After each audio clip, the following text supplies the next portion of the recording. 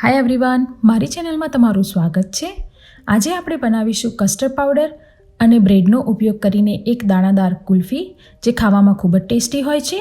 તો ચાલો બનાવવાનું શરૂ કરીએ। અહીં મેં 3 વ્હાઈટ બ્રેડ લીધી છે। હવે તે વ્હાઈટ બ્રેડની સાઈડનો ભાગ એટલે કે બ્રાઉન ભાગ કાઢી દઈશું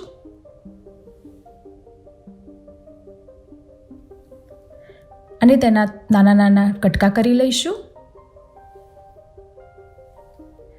બધી બ્રેડના કટકા થઈ ગયા છે। હવે તેને મિક્સર જારમાં ગ્રાઇન્ડ કરી લઈશું।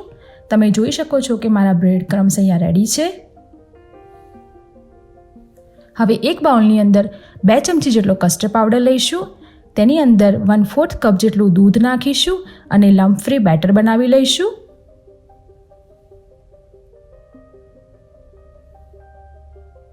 પેનની અંદર 4 કપ્સ મિલ્ક એટલે કે 1 લીટર જેટલું દૂધ લઈશું।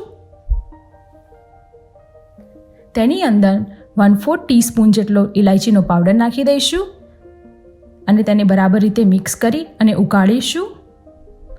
દૂધ થોડું ગરમ થઈ જાય એટલે તેની અંદર બનાવેલું કસ્ટર્ડ પાવડરનું મિક્સચર એડ કરી લઈશું।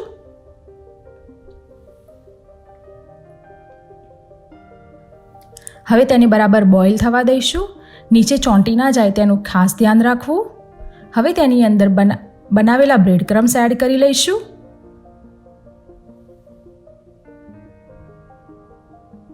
તેની સાથે 1 કપ જેટલી ખાંડ એડ કરીશું। તમે ખાંડ તમારા ટેસ્ટ મુજબ એડ કરી શકો છો। તમે જોઈ શકો છો કે આપણું મિક્સચર બરોબર રીતે બોઇલ થઈ ગયું છે, એકદમ જાડું બની ગયું છે। તેને બરોબર રીતે ઠંડુ પાડી દઈશું।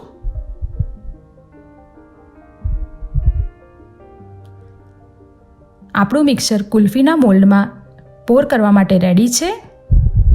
તમારી પાસે મોલ્ડ ના હોય તો તમે પેપર કપ્સ પણ યુઝ કરી શકો છો। પેપર કપ્સની અંદર મિક્સર નાખ્યા પછી તેની વચ્ચે સ્ટિક ઊભી કરી દેવી। મોલ્ડને 8 થી 10 કલાક સુધી ડીપ ફ્રીઝ કરીશું। તમે જોઈ શકો છો કે આપણી કુલ્ફી અહીંયા રેડી થઈ ગઈ છે। મોલ્ડમાંથી બહાર કાઢી લઈશું। એકદમ પરફેક્ટ બની છે। ખાવામાં પણ ખૂબ જ ટેસ્ટી હતી અને એકદમ દાણાદાર હતી। જો તમે મારી ચેનલ પર નવા હો તો મારી ચેનલને સબસ્ક્રાઈબ કરવાનું ભૂલતા નહીં। Thanks for watching my video. By.